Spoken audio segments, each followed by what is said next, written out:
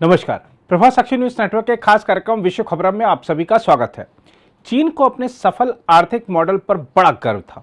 इसके अलावा दुनिया में जहां भी थोड़े बहुत कम्युनिस्ट बचे हैं, वह भी चीन का उदाहरण देकर कम्युनिस्टों की आर्थिक नीतियों की सराहना किया करते थे।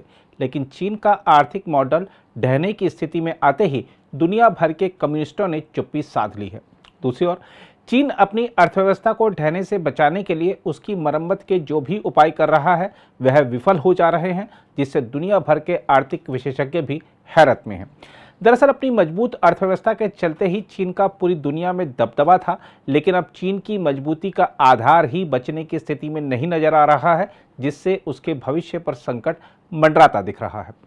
चीनी अर्थव्यवस्था के आंकड़े दर्शा रहे हैं कि दुनिया की दूसरी सबसे बड़ी अर्थव्यवस्था गहरे संकट का सामना कर रही है। चीन के 40 साल के सफल वृद्धि मॉडल को चरमराते देख वैश्विक अर्थशास्त्रियों का मानना है कि चीन बहुत धीमी वृद्धि के युग में प्रवेश कर रहा है। विशेषज्ञों का मानना है कि प्रतिकूल जनसांख्यिकी और अमेरिका तथा उसके सहयोगियों के साथ चीन की बढ़ती दूरियों से इस देश की आर्थिक स्थिति और खराब हो गई है।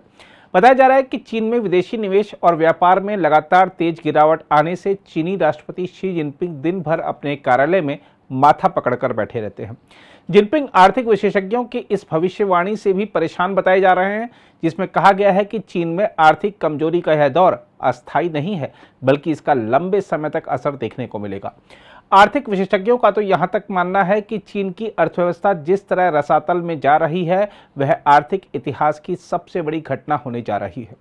बैंक फॉर इंटरनेशनल सेटलमेंट्स के आंकड़ों पर नजर डालें तो पता चलता है कि चीनी सरकार व सरकार के स्वामित्व वाली कंपनियों के विभिन्न स्तरों के कर्ज सहित कुल ऋण 2022 तक चीन के सकल घरेलू उत्पाद का करीब 300% हो गया था, जो अमेरिकी स्तर को पार कर गया।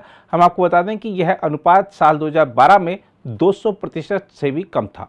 यही नहीं, खुद चीन के राष्ट्रीय जनसांख्यिकी ब्यूरो ने जून महीने में कहा था कि चीन का सकल घरेलू उत्पाद 2023 की पहली छमाही यानी H1 में सालाना आधार पर 5.5% बढ़ा।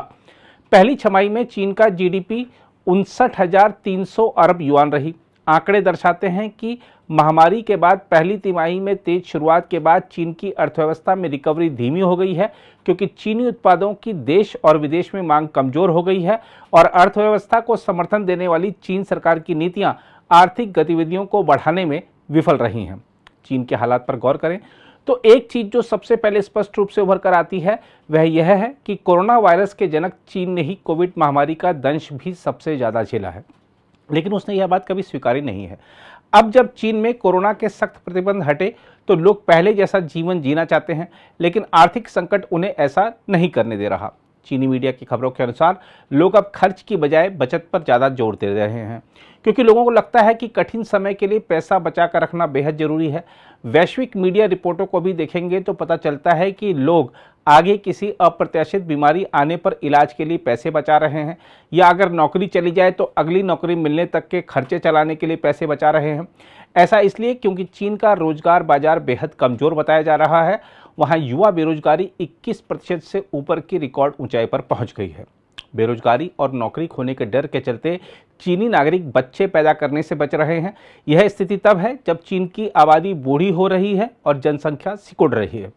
चीन सरकार हालांकि बाजार में मांग को बढ़ावा देने के लिए कई उपाय कर रही है, जिनमें कार और घरेलू उपकरणों पर सब्सिडी, रेस्तरां के खुलने का समय बढ़ाना और पर्यटन और मनोरंजन गतिविधियों को बढ़ावा देना शामिल है, लेकिन इसका कोई असर नहीं हो रहा है। उद्योग जगत ने भी सरकार के प्रयासों को नाकाफी बताया है। अर्थशास्त्रियों का यह भी कहना है कि चीन इस समय डिफ्लेशन यानी अपस्फीति का सामना कर रहा है। अपस्फीति का मतलब यह है कि लोगों के पास पैसा भले है, लेकिन वह उत्पाद नहीं खरीद रहे।